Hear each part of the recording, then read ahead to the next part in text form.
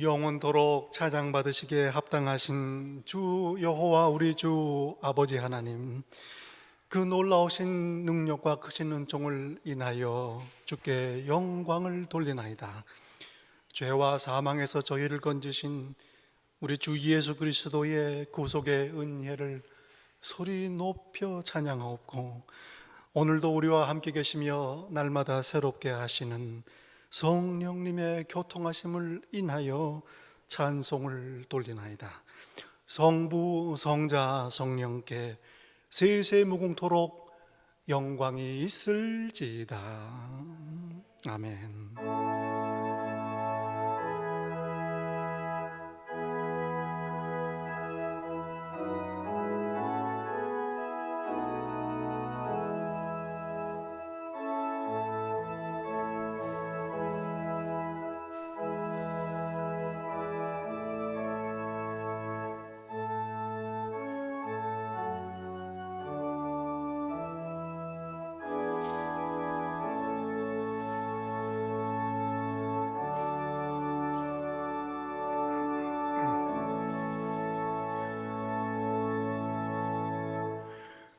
거룩하다, 거룩하다, 거룩하다 만군의 여호와여, 그의 영광이 온 땅에 충만하도다. 말씀이 육신이 되어 우리 가운데 거하심에 우리가 그의 영광을 보니 아버지의 독생자의 영광이요 은혜와 진리가 충만하더라. 하나님은 영이시니 예배하는 자가 영과 진리로 예배할지니라. 아멘.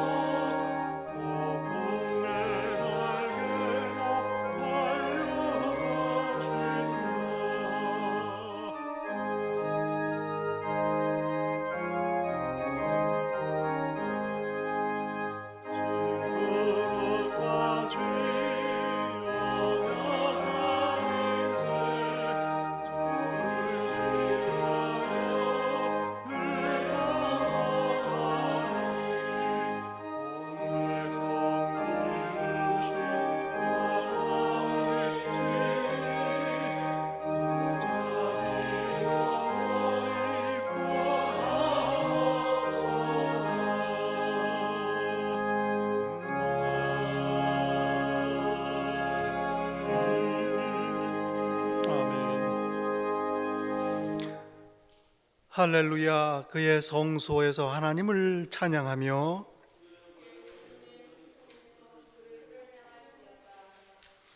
그의 능하신 행동을 찬양하며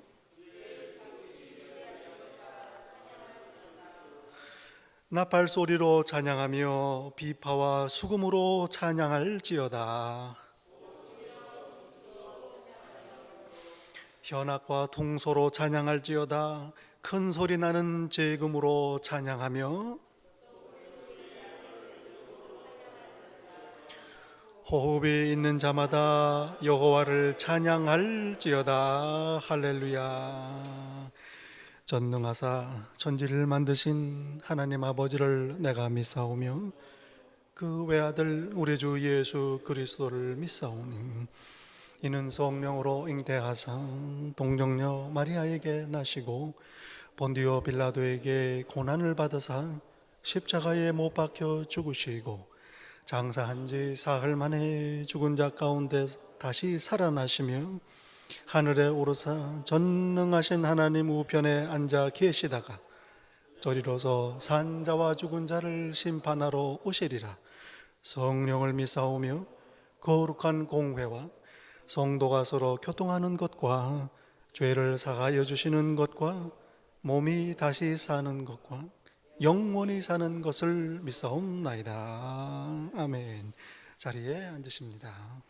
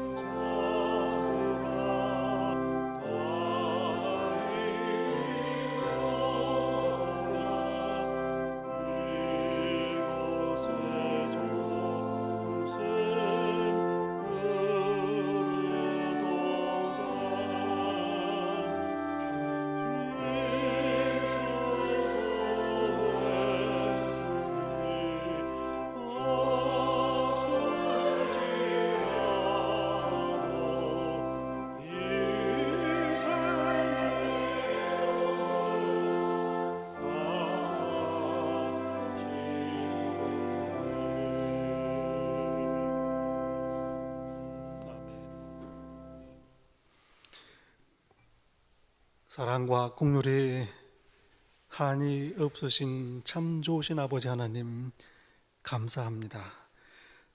거룩한 주일, 이 복된 주일 하나님 앞에 나와 예배드리며 지난 한 주간 저희를 보호하시며 필요를 채우시고 선하게 인도하신 그 크신 팔과 놀라운 능력으로 인하여 감사를 드립니다. 기뻐 받으소서. 이 시간 간절히 구하오니 은혜를 주셔서 당신의 백성들 언제 어느 때라도 감사가 끊이지 않는 복 있는 자 되게 하옵소서. 이 시간 저희들 하나님 앞에 형제 자매들에게 또 제 자신에게 행한 모든 죄와 허물을 자복합니다. 예수 그리스도의 십자가 아래에 다 내려놓습니다. 하나님 보시기에 겸손히 행하지 못했습니다. 합당치 못한 생각과 말과 행동을 애통하며 참여합니다. 형제 자매를 사랑하지 못했습니다. 때로는 시기하기도 하고 미워하기도 했습니다. 제 자신에게 정직하지 못한 때가 있었습니다. 저희의 부족함을 이 시간 다 내려놓으니 불쌍히 여기소서. 조용히 하나님 앞에 저희의 죄와 허물 그리고 죄의 짐을 다 내려놓습니다.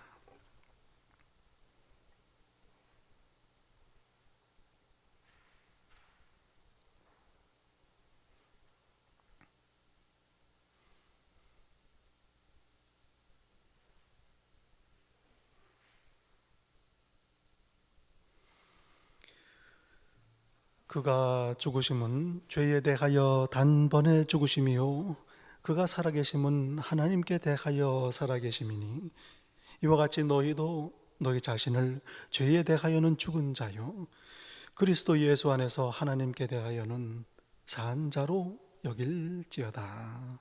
아멘. 여기에 복된 소식이 있습니다. 이제 그리스도 예수 안에 있는 우리에게는 결코 정죄함이 없나니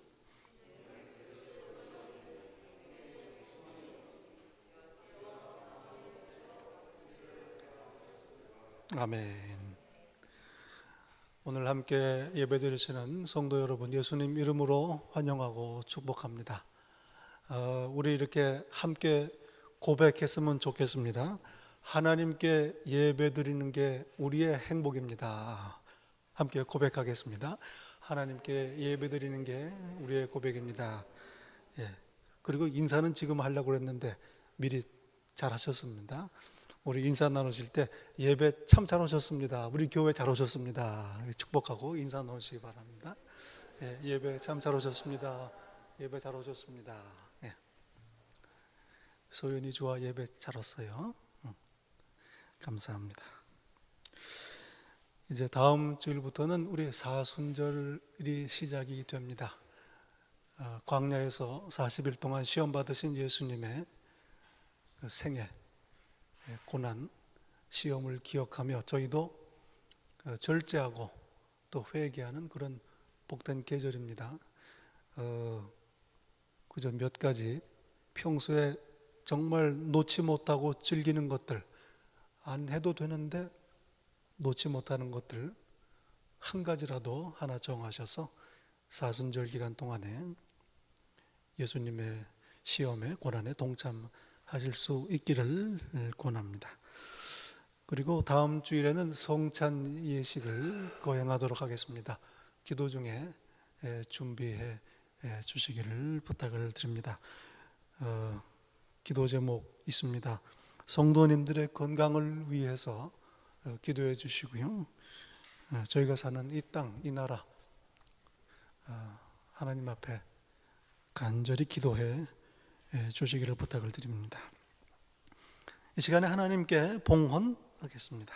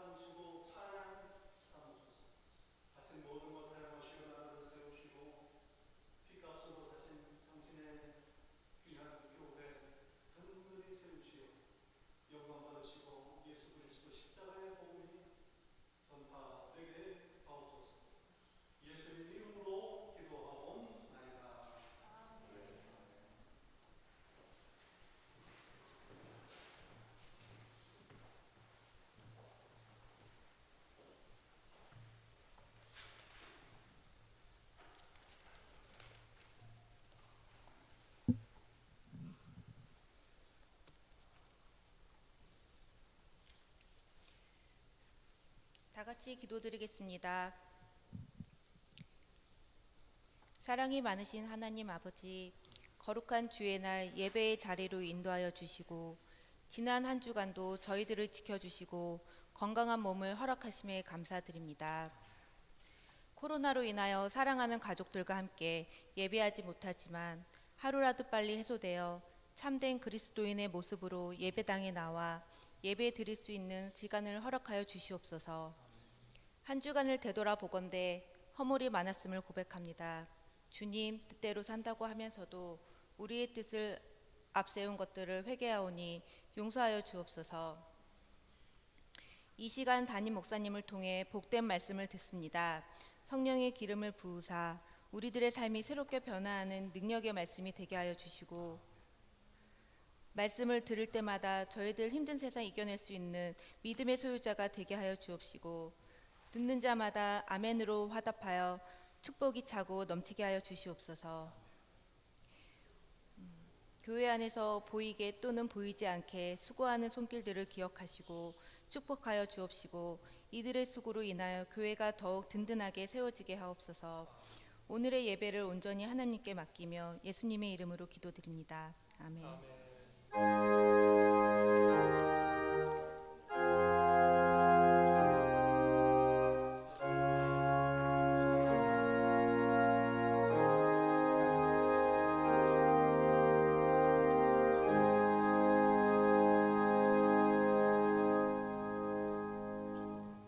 오늘 저희에게 주시는 하나님의 말씀 구약성경 시편 말씀입니다.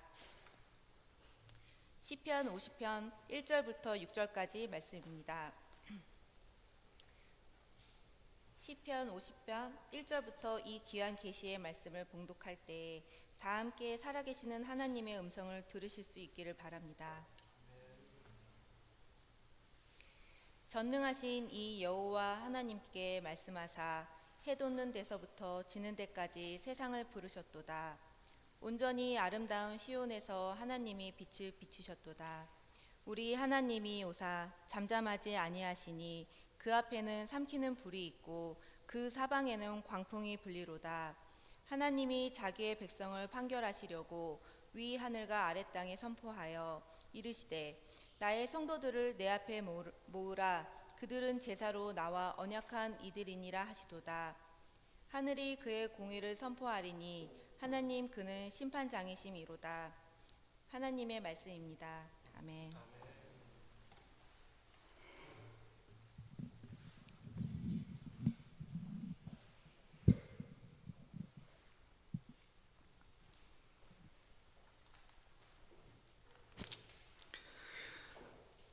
오늘 이 복된 주일 아침 주시는 말씀, 저희 주보에는 기록이 안 되어 있지만 우리 마태복음 17장 본문 하나 봉독하겠습니다. 마태복음 17장 1절부터 5절까지 말씀 봉독하겠습니다. 함께 하나님의 음성을 들으실 수 있기를 바랍니다. 마태복음 17장 1절부터 말씀입니다. 엿새 후에 예수께서 베드로와 야고보와 그 형제 요한을 데리시고 따로 높은 산에 올라가셨더니 그들 앞에서 변형되사 그 얼굴이 해같이 빛나며 옷이 빛과 같이 희어졌더라. 그때에 모세와 엘리야가 예수와 더불어 말하는 것이 그들에게 보이거늘 베드로가 예수께 여쭈어 이르되 주여 우리가 여기 있는 것이 좋사오니 만일 주께서 원하시면 내가 여기서 초막셋을 짓되 하나는 주님을 위하여 하나는 모세를 위하여 하나는 엘리야를 위하여 하리이다.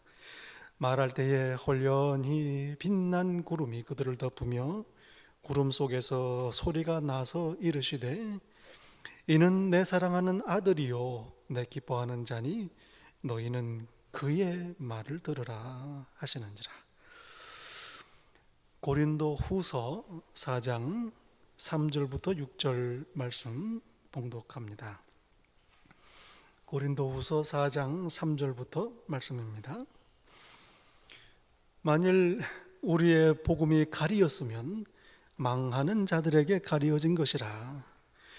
그 중에 이 세상의 신이 믿지 아니하는 자들의 마음을 혼미하게 하여 그리스도의 영광의 복음의 광채가 비치지 못하게 함이니, 그리스도는 하나님의 형상이니라.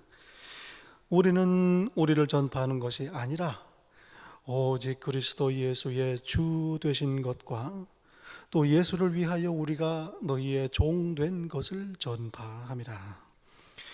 어두운 데에 빛이 비치라 말씀하셨던 그 하나님께서 예수 그리스도의 얼굴에 있는 하나님의 영광을 아는 빛을 우리 마음에 비추셨느니라.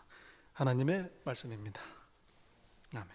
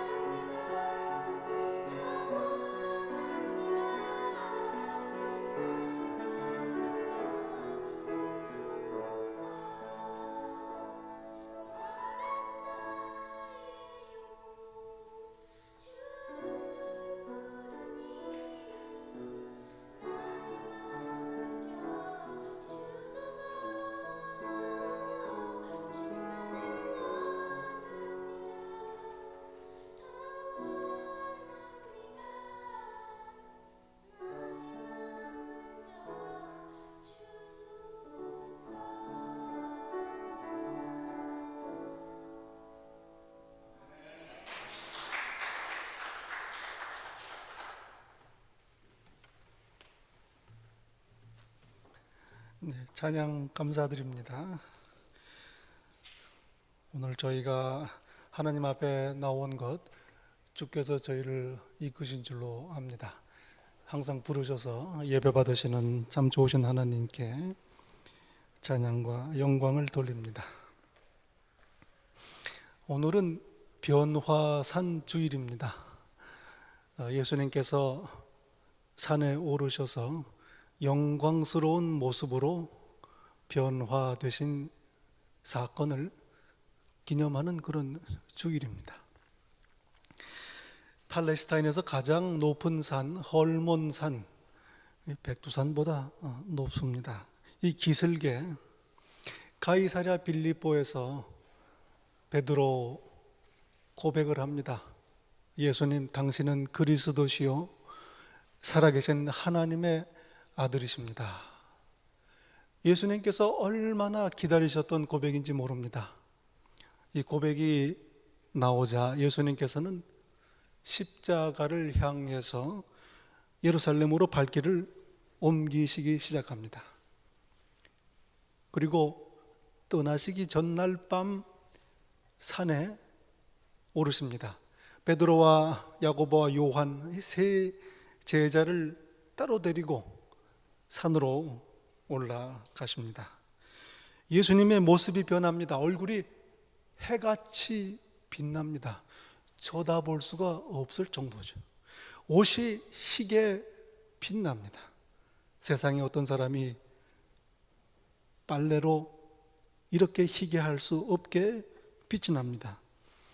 함께 있던 세 명의 제자들은 예수님에게서 하나님의 영광을 봅니다. 다시 오실 때에, 재림 때에 예수님께서 어떤 모습으로 오실지 미리 보여주시는 겁니다. 이 세 제자들은 조금 전에 말씀하신 대로 죽기 전에 인자가 다시 오는 것을 본 사람이 되었습니다. 하나님의 영광을 보는 것, 예수 믿는 자의 특권입니다. 하나님의 영광, 하나님께서 창조주시다, 세상을 다스리는 왕이시다, 우리를 구원하시는 능력의 구원자이시다, 이걸 보는 겁니다. 내가 구원을 받았다, 이 말은 다른 말로 하면 하나님의 영광을 본다 하는 말입니다. 그리고 우리는 예수 그리스도를 바라볼 때에 하나님의 영광을 보게 됩니다. 좀 됐습니다. 1977년에 발표된 한국의 가요가 하나 있는데요, 김세화라는 여자 가수가 부른 눈물로 쓴 편지라는 노래가 있습니다. 가사가 이렇습니다. 눈물로 쓴 편지는 읽을 수가 없어요. 고칠 수도 없어요. 붙일 수도 없어요. 보이지도 않고 지울 수도 없고 금방 말라버리기 때문이죠. 밤새 아픈 가슴으로 울면서 편지를 썼는데 그저 혼자 끙끙 앓다가 부지지도 않았다, 그런 말씀입니다. 바울 사도는 고린도 교회에 눈물로 쓴 편지를 보냈습니다. 이 편지는 지금 남아있지 않습니다. 바울 사도가 에베소에 계실 때 고린도 교회를 다시 찾아서 방문을 한 적이 있습니다. 큰 망신을 당하고 돌아왔습니다.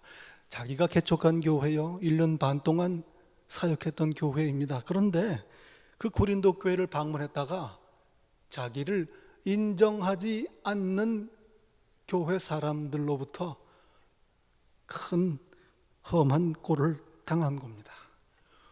에베소로 다시 돌아온 후에 얼마나 가슴이 아픈지 많은 눈물로 편지를 썼다, 고린도후서 2장에 말씀합니다. 하나님께서 도우십니다. 그 편지가 도착해서 열매를 맺습니다. 고린도 교회는 그 편지를 받고 잘못을 깨닫고 회개했습니다. 이 소식을 바울 사도가 전해 듣습니다. 얼마나 좋은 소식입니까? 기뻐서 다시 편지를 씁니다. 내가 곧 너희를 방문하겠다. 그 편지가 바로 고린도 후서입니다.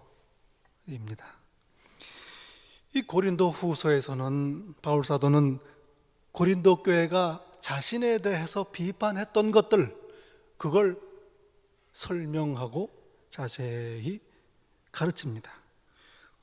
바울 사도에 대한 비판은 한마디로 그의 권위에 관한 의문이었습니다. 그의 자격에 대한 의문이었습니다. 12제자처럼 예수님을 따라다녔던 사람도 아니요, 교회를 핍박하던 사람입니다. 그런데 불쑥 나타나서 나는 예수 그리스도의 사도다 소개합니다.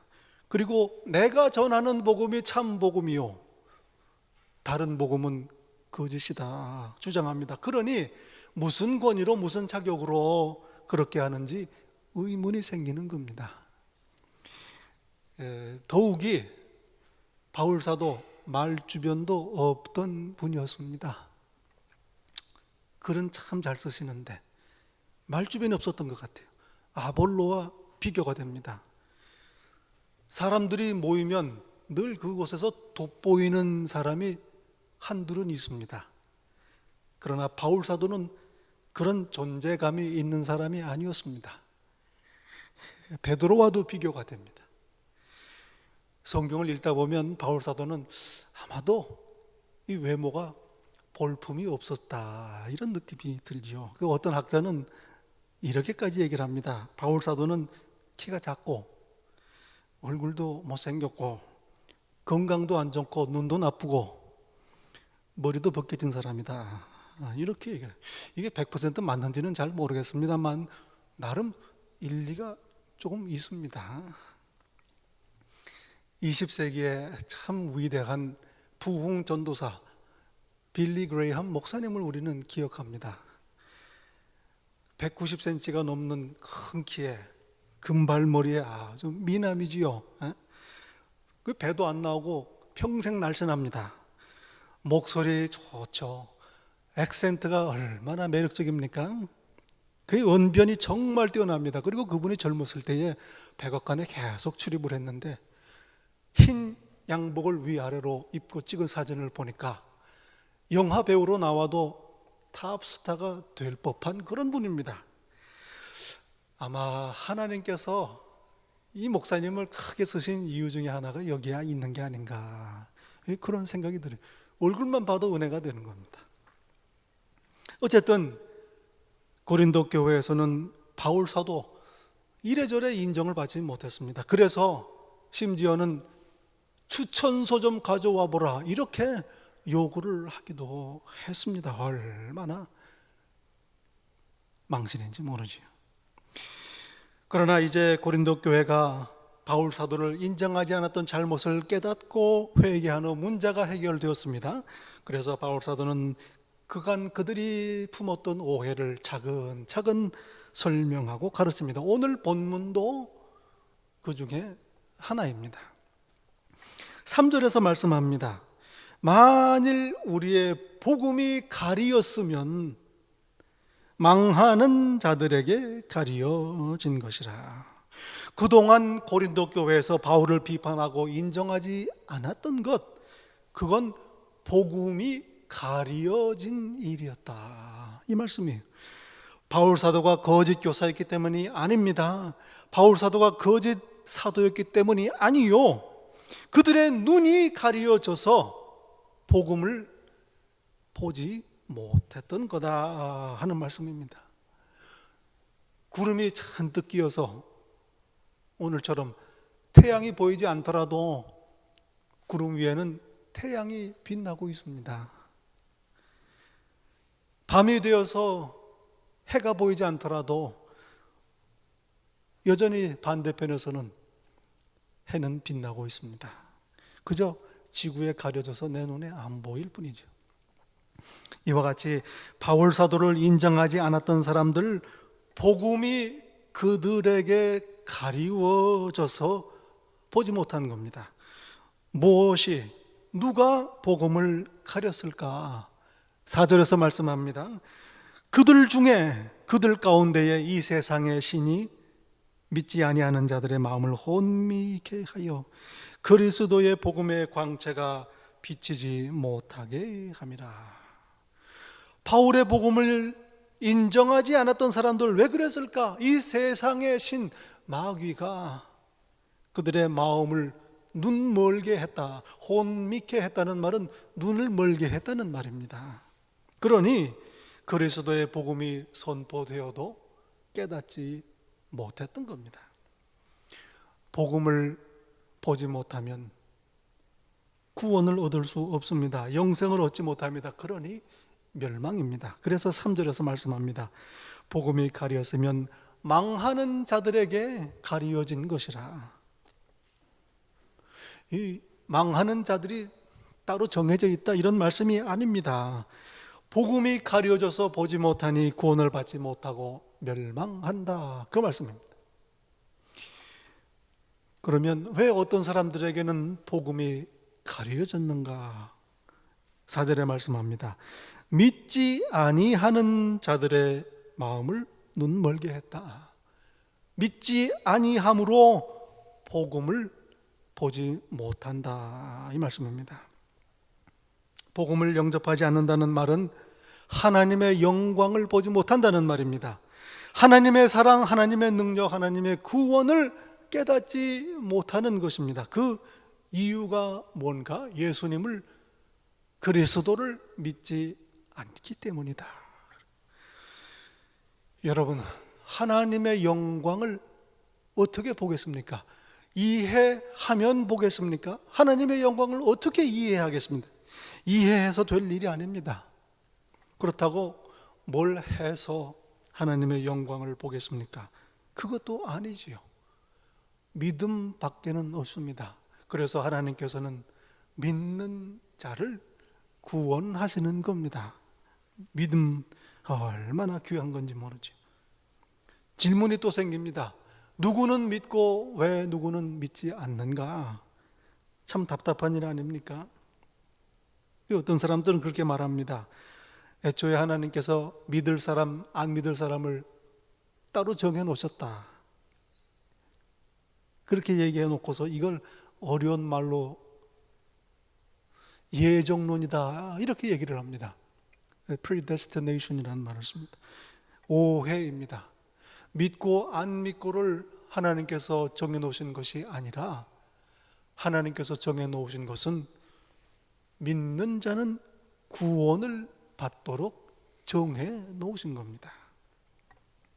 예수님께서 사역을 시작하시면서 이렇게 선포하십니다. 회개하고 복음을 믿으라. 예수님의 첫 설교입니다. 회개하고 복음을 믿으라. 순서가 그렇게 되어 있습니다. 회개한 다음에야 믿을 수 있는 겁니다. 죄가 있으면 예수님 못 믿습니다. 세례 요한이 먼저 와서 회개의 세례를 베풀었습니다. 그 다음에 예수님께서 오셨습니다. 회개하고 믿는 겁니다. 베드로 사도도 선포합니다. 회개하고 예수 이름의 세례를 받아라. 회개하고 예수님을 믿으라, 이 말씀입니다. 요한복음 3장 19절에서 말씀합니다.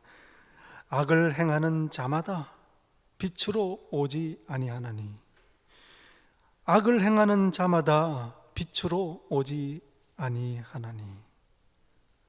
복음의 빛 예수 그리스도께 돌아오지 않는 이유는 악을 행하여 빛보다 어두움을 더 사랑하기 때문입니다. 마귀가 이 세상의 신이 영혼의 눈을 멀게 했다.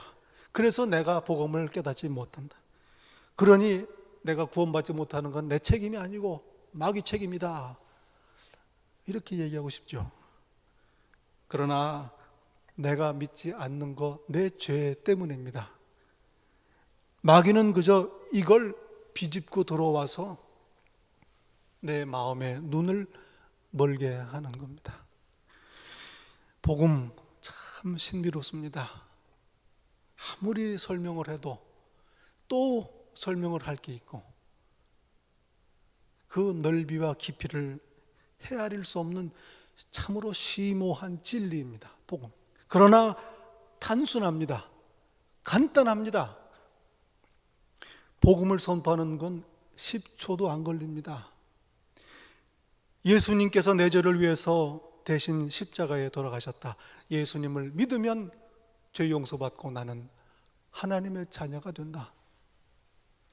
10초 됐습니까? 간단합니다. 단순합니다. 그러나 성경은 전체가 이걸 말씀하고 있습니다. 복잡한 게 아니라 깊고 넓은 겁니다. 성경은 읽는 사람을 설득하는 책이 아닙니다. 성경 읽고 나면은 이해가 되고 설득이 돼서 예수님을 믿는다? 그거 아닙니다. 예수님을 믿은 다음에 읽어야 이해가 되는 책입니다. 왜냐하면 성경은 증명하는 책이 아니요, 설명하는 책입니다. 설득하는 책이 아니라 찬양하고 선포하는 책입니다. 죄인을 구원하시는 하나님의 사랑을 노래하고 찬양하는 책입니다. 4절은 예수 그리스도를 하나님의 형상이라고 말씀합니다. 하나님의 형상이다. 하나님의 이미지. 이 땅에 나타내신 하나님이시다. 무슨 말씀입니까? 예수님 믿으면 하나님 믿는 거다, 이 말이죠. 속기 참 쉽습니다. 유혹이지요. 이 세상 종교들 하나님을 믿으라고 합니다. 그러나 성경은 예수님을 믿으라 합니다. 예수님을 믿는 것이 하나님을 믿는 길이기 때문입니다. 다른 길이 없습니다. 그래서 예수님께서 길과 진리요 생명이십니다. 다른 이름으로는 구원받을 만한 이름이 없는 겁니다. 마지막 만찬 때에 제자 중 빌립이 예수님께 이렇게 얘기를 합니다. 예수님, 하나님을 좀 보여주세요. 그러면 만족하겠, 하나님만 보여주시면 원이 없겠습니다. 맞지 않습니까? 그랬다가 야단 맞습니다. 내가 이렇게 오랫동안 너희와 함께 있었는데 아직도 모르겠느냐? 나를 본 자는 하나님을 본 거다. 성경은 말씀합니다. 하나님은, 예수님은 하나님의 본체시다. 그 본체의 형상이시다. 하나님의 영광의 광채시다. 예수님은 이 땅에 오신 하나님이시다. 예수님을 본 자는 하나님을 보았다. 이 말씀. 6절에서 말씀합니다. 하나님께서 예수 그리스도의 얼굴에 있는 하나님의 영광을 아는 빛을 우리 마음에 비추셨느니라. 예수 그리스도의 얼굴에 있는 하나님의 영광을 아는 빛, 이 빛을 하나님께서 우리 마음에 비추셨다. 하나님의 영광을 어떻게 아느냐? 하나님을 어떻게 아느냐? 어떻게 볼 수 있는가? 그리스도의 얼굴, 그리스도의 얼굴이 바로 하나님의 영광을 아는 빛이다.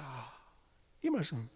그리고 이 빛을 우리 마음에 비추어 주셨다.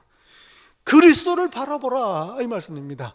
그리스도를 생각하고 그리스도의 가르침을 묵상하고 따르고 그리스도를 모시면 하나님을 보는 겁니다. 하나님의 영광을 알게 되는 겁니다. 5절에서 바울사도는 말씀합니다. 우리는 오직 예수 그리스도를 전한다. 고린도 교회 성도들 중에 갖고 있었던 의문을 대답하는 내용입니다. 오직 우리는 예수 그리스도만 전하는 사람들이다. 첫 번째, 우리 자신을 전하는 게 아니다. 우리의 유익을 구하는 게 아니다. 우리의 자랑을 추구하는 게 아니다.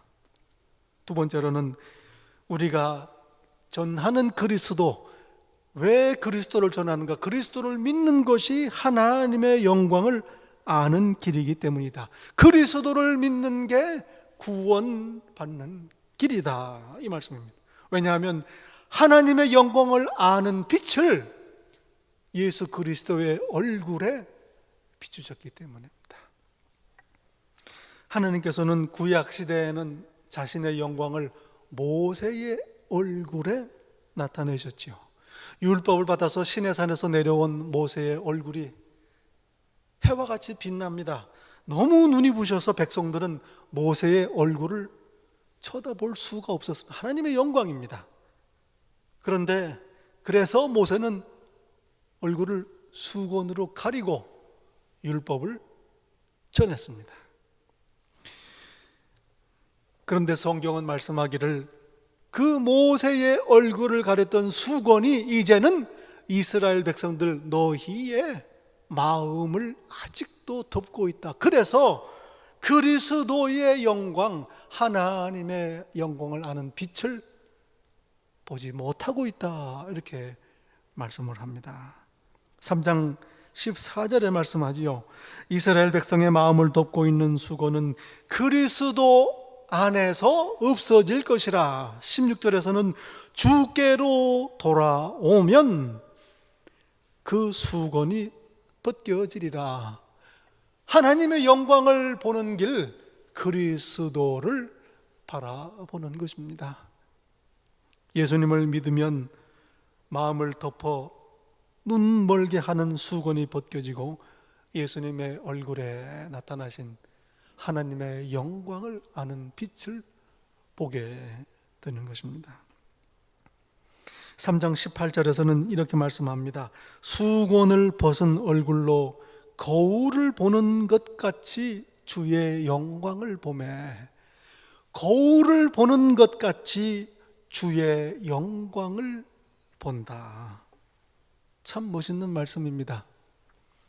여러분, 아침 저녁으로 또는 수시로 거울을 봅니다. 거울을 보면 뭐가 보입니까? 내 얼굴입니다. 그런데 말씀합니다. 거울을 보는데 주의 영광이 보인다? 내 얼굴에 주의 영광이 나타난다, 이 말입니다. 예수님처럼 된다 하는 말씀입니다. 3장 18절입니다. 우리가 다 그와 같은 형상으로 변화하여 영광에서 영광에 이르니, 마지막 날 예수님께서 다시 오실 때에 우리는 부활하여 예수님의 형상같이 변화한다, 이 말씀입니다. 우리의 소망입니다. 하나님의 약속입니다. 부활의 영광입니다. 요한일서 3장 2절에 이렇게 말합니다. 사랑하는 자들아, 우리가 지금은 하나님의 자녀라. 장래에 어떻게 될지는 아직 나타나지 아니하였으나 그가 나타나시면 우리가 그와 같을 줄을 아는 것은 그의 참모습 그대로 볼 것이기 때문이다. 마지막 날 종말론적인 우리의 소망입니다. 예수 그리스도를 얼굴과 얼굴로 대하여 봅니다. 거울로 보는 것 같이 봅니다. 영광의 그리스도를 보니 내가 그 영광의 모습으로 나도 변화하는 것입니다. 여러분, 이 구원의 완성, 최종적인 완성은 본래 하나님께서 나를 지으셨던 그 모습을 회복하는 겁니다. 본래 하나님께서 나를 지으셨던 모습을 회복하는 겁니다. 하나님께서 저희를 지을 때 하나님의 형상으로 지으셨다고 하지 않습니까? 그러나 죄로 인해서 그 형상을 잃어버렸습니다. 그리고 이제 이 땅에 오신 참 사람이신 예수 그리스도께서 본래 지으신 사람의 모습이 어떠한지 보여주신 겁니다. 변화산 사건입니다. 그리스도는 하나님의 형상이라 말씀하는 거죠. 이 세상을 사는 동안 예수님 믿고 광야 인생길을 갑니다. 무슨 말입니까? 그리스도를 바라보고 그리스도를 따르면서 조금씩 그리스도의 형상을 닮아가는 것입니다. 하나님의 형상을 조금씩 회복하는 것입니다. 잃어버렸던 낙원을 조금씩 누리면서 살아가는 겁니다. 그리고 마지막 부활의 날에 우리는 온전히 하나님의 형상을 회복합니다. 잃어버렸던 낙원을 온전히 누립니다. 그리스도의 형상을 갖게 되는 겁니다. 우리의 소망입니다. 베드로와 야고보와 요한, 변화산에서 예수님께서 하나님의 영광스러운 형체로 변화하는 걸 보았습니다. 저와 여러분도 오늘 성경 말씀을 통해서 영광스러운 모습으로 변하시는 예수님을 봅니다. 그러나 놓치지 말아야 할 게 있습니다. 영광의 하나님께서 사람으로 변화하셨다는 겁니다. 하늘 보좌를 버리셨습니다. 사람이 되셨습니다. 자기를 낮추셨습니다. 영광의 하나님께서 죽기까지 순종하신 대속의 어린 양 희생 제물로 변화하신 겁니다. 원래 영광스러운 분인데 사람 된 게 진짜 변한 거 아니겠습니까? 하나님의 영광의 빛, 십자가에 달리신 그리스도의 얼굴을 통해서 볼 수 있어야 할 것입니다. 십자가에 달리신 그리스도를 바라봐야 합니다. 그리고 그 얼굴에서 하나님의 영광을 아는 빛을 볼 수 있어야 할 것입니다. 기도하겠습니다. 죄로 인해 저희의 눈이 수건으로 덮여 있었습니다. 믿지 않는 저희의 마음의 눈이 멀어 있었습니다. 하나님의 영광을 보지 못하고 멸망하는 자들이었습니다. 이제 하나님의 영광을 아는 빛, 예수 그리스도를 알게 하신 것 감사합니다. 믿게 하신 것 감사합니다. 아버지께로 돌아오게 하신 은혜 고맙습니다. 구원하시고 자녀 삼으신 은혜 찬송합니다. 저희 사는 동안 그리스도를 바라보게 하소서. 하나님의 형상을 조금씩 회복하게 하소서. 다시 오실 그리스도를 소망합니다. 예수님을 얼굴과 얼굴로 배우는 날에 하나님의 형상을 온전히 회복할 소망 안에 살게 하소서. 그리고 오늘을 그 소망 중에 설렘과 기쁨 속에 살게 하옵소서. 예수님 이름으로 기도합니다. 아멘.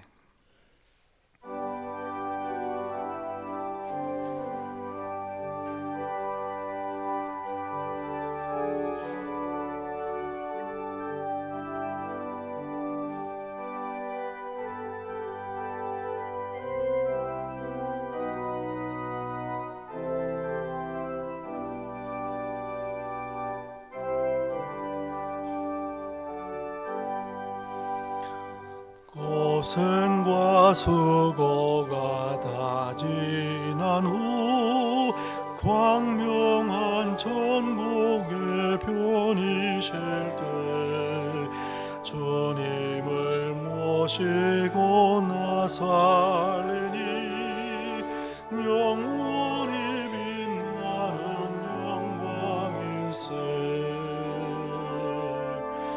영광일세. 내가 누릴 영광일세. 은혜로 주 얼굴 되옵나니 지극한 영광 내 영광일세.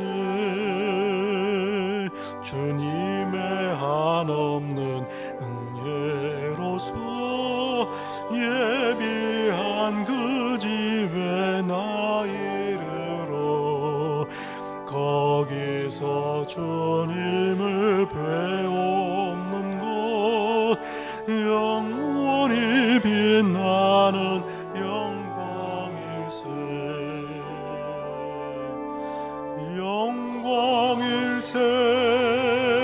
영광일세 내가 누릴 영광일세. 은혜로 주 얼굴 배옵나니 지극한 영광 내 영광일세. 아멘.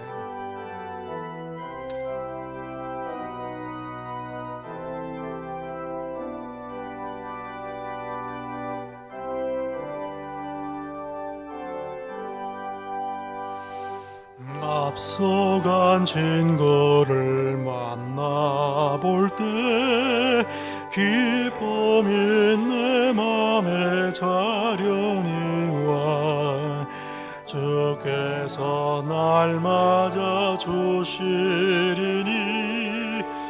영원히 빛나는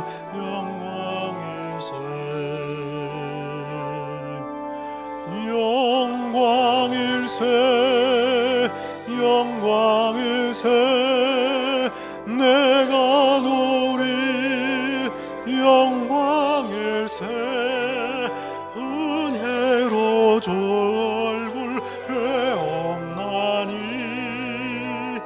참 영광 내 영광일세